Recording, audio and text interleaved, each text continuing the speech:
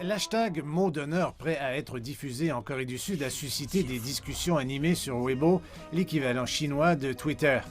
Le sujet a été visionné 120 millions de fois et de nombreux internautes ont déclaré que les débuts de l'émission en Corée du Sud étaient un bon exemple de la diffusion de la culture chinoise à l'étranger. Parole d'honneur est une œuvre dramatique de wuxia, un genre centré sur les histoires d'arts martiaux de la Chine ancienne. Il s'agit de l'histoire de Zhu Jishu. Il est le chef des services secrets royaux d'élite qui abandonne son passé sanglant pour recommencer une nouvelle vie. Il rencontre Wen Kexing, un mystérieux maître des arts martiaux qui est en plein parcours pour venger la mort de ses parents.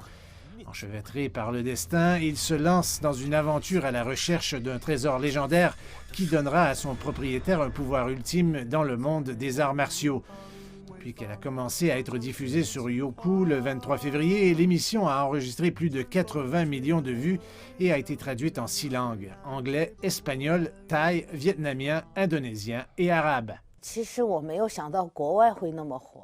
Nous ne nous attendions pas à un public international au début car les dialogues incluent de nombreux poèmes classiques chinois et en chinois ancien, qui ne sont pas faciles à comprendre pour un public étranger.